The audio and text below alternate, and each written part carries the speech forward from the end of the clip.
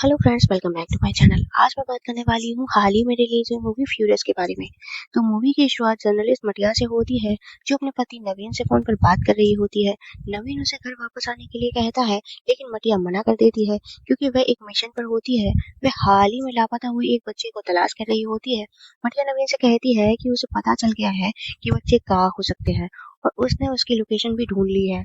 अगले सीन में मटिया उस लोकेशन पर पहुंच जाती है, जो एक गुफा जैसी जगह होती है। वहाँ बच्चों की तस्करी करने वाले लोग मौजूद होते हैं और उसे देखते ही उस पर हमला कर देते हैं। हालांकि मटिया एक बेहतरीन फाइटर होती है और सभी गुंडों से भिड़ जाती है। आखिरकार उसे बच्चा मिल जाता है और वह उसे वहां से भाग जाने के लिए कहती है, लेकिन तभी मूवी के दो विलन वहां पहुंच जाते हैं। मुख्य विलन का नाम पाकलुंग होता है और उसके साथ उसका भरोसेमंद आदमी भी होता है, जो धनुष बाण चलाने में माहिर होता है। वो बच्चे पर तीर चला देता है, जिससे उसकी मौके पर ही मौत हो जाती है। यह देखकर मटिया बहुत गुस्से में आ जाती है, लेकिन कुछ कर नहीं पाती। इसके बाद में वो और एक तीर निकालता है और मटिया की ओर चला देता है। इसके बाद क्या होता है ये दिखाया नहीं जाता। अब कहानी के मुख्य किरदार वांग से मिलवाया जाता है। उसके साथ उसकी बेटी रेनी भी होती है, जो छुट्टियों में उसके पास में रहने आई होती है। वांग अपने काम पर जा रहा होता है। रेनी उससे पूछती है कि क्या वो भी उसके साथ चल सकती है। वांग हाँ बोलता है। दोनों वांग के कार्यस्थल पर पहुंचते हैं, जहां रैनी अपने पिता की वीडियो बनाती है। घर लौटते समय रैनी अपने पिता से कहती है कि वह जल्दी ही चीन जाने वाली है और चाहती है कि उसके पिता उसके साथ में चले, लेकिन वांग मना कर देता है। दूसरी ओर नवीन बच्चों की तस्करी करने वाले मार्शल से मिलता है। वह उससे कहता है कि उसे कुछ बच्चे खरीदने हैं और वह उससे बड़ा सौदा करना चाहता है। मार्शल उसकी बात मान लेता है। उधर रैनी अपने घर पर पिता के कहने पर कुंफू की ट्रेनिंग कर रही होती है, लेकिन उसका मन इसमें बिल्कुल नहीं लगता। वांग उसे समझाता है कि वह ये सब उसकी भलाई के लिए ही कर रहा है। यहाँ एक बात बता दूं कि वह बोल नहीं सकता, केवल साइन लैंग्वेज के जरिए वो अपनी बात समझा सकता है। इधर रैनी नाराज होकर वहां से चली जाती है। दूसरी ओर नवीन अपनी पत्नी मटिया की तलाश में लगा रहता है। वह पहले मार्शल से हुई मुलाकात की वीडियो बार बार देखता है और अपनी जांच को आगे बढ़ाता है। इधर वह अपनी बेटी रैनी को लेकर हेयर सलून जाता है और उसके बाल छोटे करवा देता है। अपने छोटे बाल देखकर रैनी नाराज हो जाती है। वांग उसे समझाता है कि अगर उसे कुंफू सीखना है तो ऐसा करना जरूरी है। वह साइन लैंग्वेज से कहता है कि वह ये सब उसकी सुरक्षा के लिए कर रहा है, क्योंकि वो हमेशा उसके साथ नहीं रह पाएगा।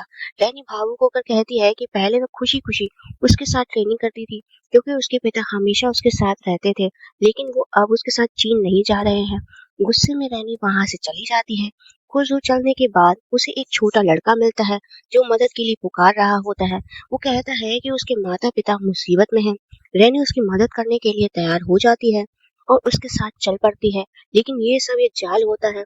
पास में खड़ी गाड़ी में मार्शल और वो बैठे होते हैं, जो रैनी का अपहरण कर लेते हैं। उधर वो अपनी बेटी के लिए परेशान हो जाता है, क्योंकि काफी समय बीत जाने के बाद भी वो घर वापस नहीं लौटती। वो उसे ढूंढने के लिए बाहर निकलता है। तभी उसकी नजर उस गाड़ी पर पड़ती है, जिसमें रैनी को ले जा रहे होते हैं। वह पूरी ताकत से गाड़ी का पीछा करता है। वह गाड़ी को रोककर उसकी चाबी निकाल लेता है और दूसरी तरफ फेंक देता है। तभी वो अचानक उसके पास पहुंचता है और उसे जोरदार धक्का देकर गिरा देता है। उसके बाद वंग दोनों गुंडों से लड़ाई शुरू कर देता है।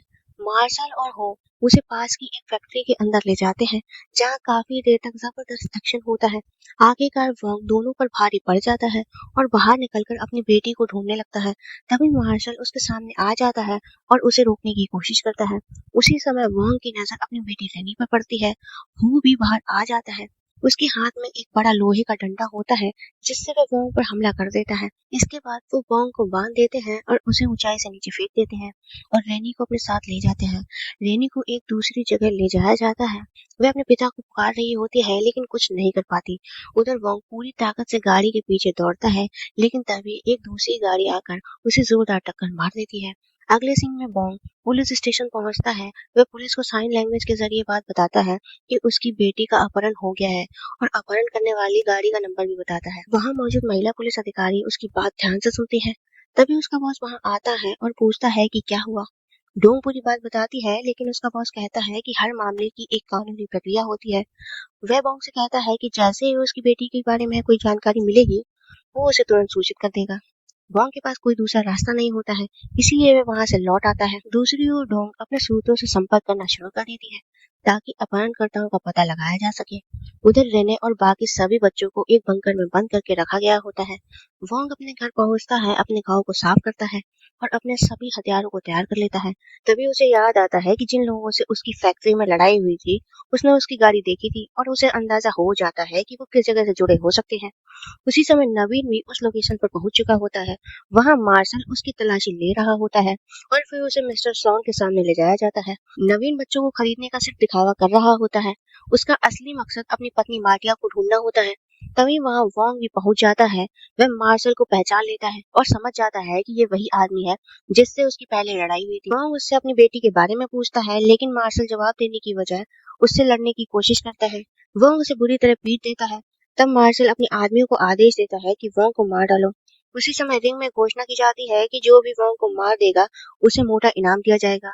ये सुनते ही सभी गुंडे वोंग पर टूट पड़ते हैं, लेकिन वोंग अपने हथियारों की मदद से एक एक करके सबको हरा देता है। इधर मिस्टर सॉन्ग को खबर मिलती है कि एक आदमी उनके सभी गुंडों को अकेले ही मार रहा है। उसे लगता है कि ये सब नवीन की चाल है, लेकिन नवीन साफ कर देता है कि उसका इससे कोई लेना देना नहीं है। फिर भी मिस्टर सॉन्ग अपने आदमियों को आदेश देते हैं कि नवीन को भी मार दिया जाए। इसके बाद नवीन भी सभी गुंडों से जबरदस्त लड़ाई करता है। दूसरी ओर मार्शल भागने की कोशिश करता है।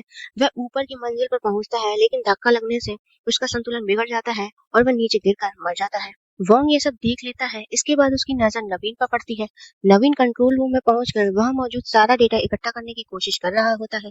तभी वोंग वहां पहुंच जाता है और दोनों के बीच जबरदस्त लड़ाई शुरू हो जाती है। लड़ाई के दौरान नवीन की नजर वोंग की जेब से गिरी एक लड़ जाती है। तब उसे समझ आता है कि वोंग भी किसी अपने को ढूंढ रहा है। नवीन तुरंत उसे समझाता है कि वह मिस्टर सॉन्ग का आदमी नहीं है, वह भी अपनी पत्नी को बचाने के लिए यहाँ आया है। दोनों का मकसद एक ही है, इसीलिए वो साथ मिलकर काम करने का फैसला करते हैं।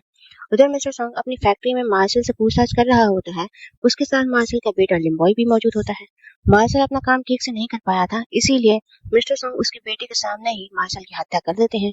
इसके बाद लिम्बॉय को भी बच्चों वाले बंकर में बंद कर दिया जाता है। रिने ये सब देख रही होती है। वह गुस्से में लिम्बॉय से पूछती है कि उसने उसके साथ ऐसा क्यों किया। दोनों के बीच हाथापाई शुरू हो जाती है, लेकिन वहां मौजूद दूसरे बच्चे उन्हें अलग कर देते हैं। इधर नवीन वोंग को बताता है कि वह पिछले 2 महीने से इस पूरी गैंग की जांच कर रहा है, लेकिन वोंग के अचानक पहुंच जाने से उसकी पूरी योजना बिगड़ गई। इसके बाद नवीन वोंग को हो की तस्वीर दिखाता है। वोंग तुरंत उसे पहचान लेता है। फिर नवीन उसे एक रेफ्रिजरेटर ट्रक की तस्वीर दिखाता है जो कई अलग अलग जगहों पर देखा गया था।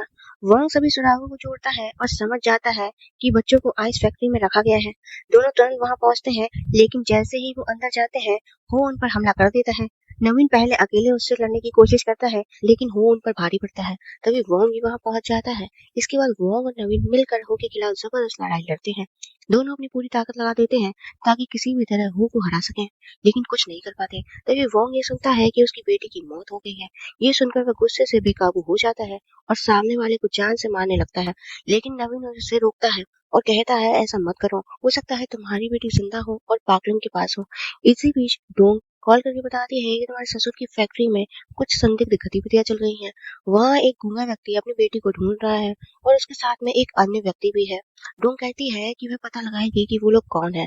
दूसरी ओर वोंग और नवीन मिस्टर सॉन्ग से पूछताछ कर रहे होते हैं। वो उसे बार बार टॉर्चर करते हैं, बिजली के झटके देते हैं और पूछते हैं कि बच्चे कहाँ हैं। पहले तो वह कुछ नहीं बताता है, लेकिन काफी यातनाएं सहने के बाद में आखिरकार सच बोल देता है। वह बताता है कि सभी बच्चों को स्नैक पीट नाम की जगह पर रखा गया है। साथ ही चेतावनी देता है कि वहां जो भी जाता है वह कभी वापस नहीं लौट पाता। वह आगे बताता है कि पहले भी एक पत्रकार जिसका नाम रेनी था, वह गई थी। उसकी मौत उसी इलाके के एक बंकर में हो गई थी। दूसरी तरफ रेनी वहां से भागने की कोशिश करती है, लेकिन लेम मुझसे कहता है कि भागने का कोई फायदा नहीं है, हम यहाँ से कभी नहीं बच सकते। रेनी जवाब देती है कि कोशिश करना कभी नहीं छोड़ना चाहिए। इस पर लिम कहता है कि मेरे सामने मेरे पिता को मार दिया गया, अब मेरी फैमिली में कोई बचा नहीं है। अगर मैं भाग भी गया तो आखिरकार जाऊंगा कहाँ।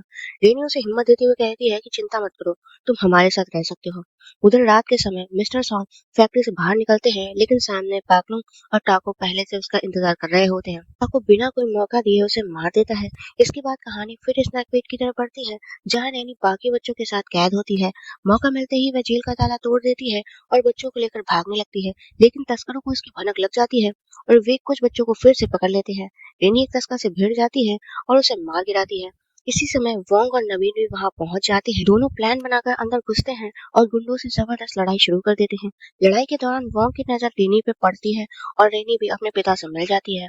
वोंग कहता है चलो यहाँ से निकलते हैं, लेकिन रेनी कहती है यहाँ अभी भी बहुत सारे बच्चे फंसे हुए हैं। नवीन कहता है तुम चिंता मत करो, मैं उन बच्चों को बचा लूंगा, तुम अपने पिता के साथ बाहर चली जाओ। इसके बाद वोंग अपनी बाइक निकालता है और रेनी को लेकर बाहर जाने लगता है। अंदर नवीन अकेले गुंडों से लड़ रहा होता है। तभी रेनी अपने पिता से कहती है कि उन्हें भी नवीन की मदद करनी चाहिए। इसी बीच पता चलता है कि यहाँ आने से पहले नवीन ने पूरी घटना की लाइव स्ट्रीम शुरू कर दी थी। अब पूरे शहर को पता चल चुका था। उधर पुलिस ऑफिसर डोंग भी लाइव स्ट्रीम देख लेती है और अपने साथियों से कहती है चलो हमें तुरंत जाना होगा, बच्चों को हर हाल में बचाना है। कुछ ही देर में फैक्ट्री के बाहर लोगों की भीड़ इकट्ठा हो जाती है और पुलिस भी पहुंच जाती है। डोंग अंदर जाना चाहती है लेकिन उसका सीनियर उसे रोक देता है। इसी बीच कई हथियारबंद गुंडे वहां आ जाते हैं, इसीलिए पुलिस तुरंत अंदर नहीं जा पाती। दूसरी तरफ रेनी अपने पिता से फिर कहती है कि बाकी बच्चों को बचाना जरूरी। वोंग भी वापस अपनी बेटी के साथ बाइक पर अंदर आता है और फिर से लड़ाई में शामिल हो जाता है। अब वोंग और नवीन दोनों मिलकर गुंडों का सामना करते हैं। रेनी बच्चों को लेकर ऊपर की मंजिल पर पहुंचती है और बाहर निकलने का रास्ता ढूंढती है। वहां एक रस्सी बांधी जाती है ताकि सभी बच्चे एक एक करके नीचे उतर सके। बच्चे सुरक्षित नीचे आने लगते हैं। डोंग कुछ देर तक अपने सीनियर की बात को मानती है लेकिन फिर फैसला करती है कि चाहे कुछ हो जाए बच्चों को बचाना जरूरी है। अपने सीनियर की बात को न मानते हुए अपनी टीम के साथ वो अंदर चली जाती है। उधर वोंग और नवीन सीढ़ियों पर खड़े होकर गुंडों को ऊपर जाने से रोकते हैं। दोनों पूरी ताकत से लड़ रहे होते हैं और उनकी हिम्मत जवाब देने लगती है। तभी सही समय पर पुलिस अंदर पहुंच जाती है, फायरिंग करती है और गुंडों को रोक लेती है। बच्चे लगातार नीचे उतर रहे होते हैं। जब रेनी की बारी आती है तभी रस्सी टूट जाती है लेकिन नीचे मौजूद लोग उसे समय पर बचा लेते हैं। अब लिम नीचे आने ही वाला होता है कि तभी एक गुंडा उसे मारने के लिए पहुंच जाता है। उसी समय नीचे खड़ी डोंग सटीक निशाना लगाकर गोली चलाती है और उस गुंडे को मार गिराती है। आखिरकार सभी बच्चों को सुरक्षित बचा लिया जाता है। अगले सीन में न्यूज चैनल पर पूरी घटना दिखाई जाती है और बताया जाता है कि बच्चों की तस्करी करने वाले पूरे गिरोह का पर्दाफाश हो चुका है। इसके बाद पाकलुंग अपनी पत्नी से बात करता है। वो कहता है कि वो उससे मिलना चाहता है। बाद में पाकलुंग सबके सामने आता है तभी उसका ससुर उसे डांटते हुए कहता है कि वो ड्रग्स और अपराधियों से जुड़े लोगों पर भरोसा करके बहुत बड़ी गलती कर चुका है।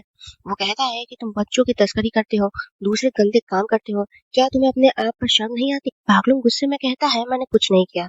तभी एक आदमी उस पर उंगली उठाता है लेकिन पागलू उसकी उंगली ही काट लेता है और वहां मौजूद सभी लोगों को मारना शुरू कर देता है। वो अपने ससुर की हत्या भी कर देता है। इसी दौरान बाकी लोग भी वहां पहुंच जाते हैं लेकिन लड़ाई के बीच पागलू गलती से अपनी पत्नी को मार देता है।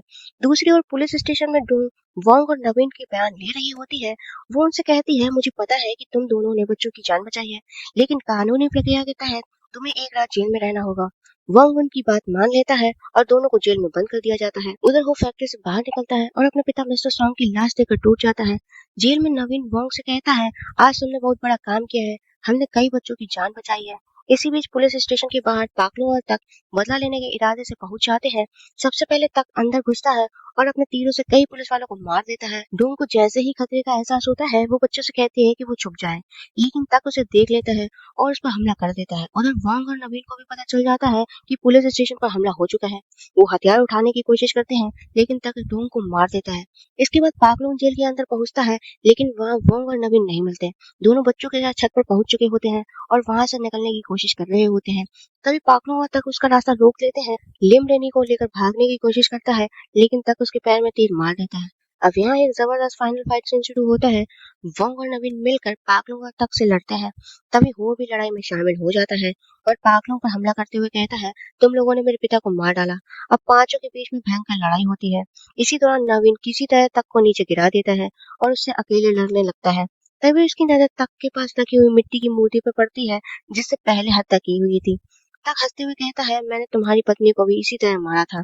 यह सुनकर नवीन का गुस्सा सातवें आसमान पर पहुंच जाता है। वह पूरी ताकत से तक पर हमला करता है और आखिरकार उसे मार देता है लेकिन उस लड़ाई में नवीन खुद भी गंभीर रूप से घायल हो जाता है और उसकी मौत हो जाती है। दूसरी तरफ पाकलू और हो की लड़ाई काफी देर तक चलती है। आखिरकार पाकलू हो को भी मार देता है।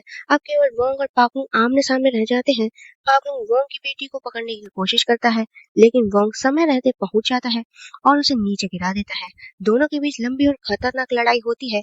लड़ते लड़ते वोंग बुरी तरह घायल होकर बेहोश हो जाता है। उधर रेनी और लिम वोंग की चिंता कर रहे होते हैं। तभी रेनी पागलों के सामने आ जाती है और उससे लड़ने की कोशिश करती है लेकिन पागलों अब पूरी तरह थक चुका होता है। वो कहता है कि वो बस अपने घर जाना चाहता है। जैसे ही वो जाने के लिए मुड़ता पता चलता है कि उसके सिर पर पहले से लगी गंभीर चोटों की वजह से वो वहीं गिर जाता है और उसकी वहीं मौत हो जाती है। आखिर में सभी लोग समुद्र के किनारे दिखाए जाते हैं। वोंग, रेनी, लिम और टोंग मिलकर नवीन की श्रद्धांजलि देते हैं। वोंग को याद आता है कि जेल में नवीन ने उससे कहा था अब हम दोस्त हैं, लेकिन तुम अब भी एक रहस्यमय इंसान हो, मैं तुम्हारा असली नाम भी नहीं जानता। तब वो मुस्कुराते हुए अपना असली नाम बताता है। अंतिम दृश्य में रेनी अपने पिता से पूछती है, क्या आप मुझे अपनी जिंदगी की पूरी कहानी बताओगे? वो मुस्कुराकर अपनी कहानी सुनाना शुरू करता है और बताता है कि वह पहली बार रेनी की माँ से कैसे मिला था। इसी के साथ ये मूवी यहीं पे खत्म होती है। अगर आपको मेरी ये वीडियो अच्छी लगी हो तो इसे लाइक, शेयर और सब्सक्राइब जरूर करें। Thank you.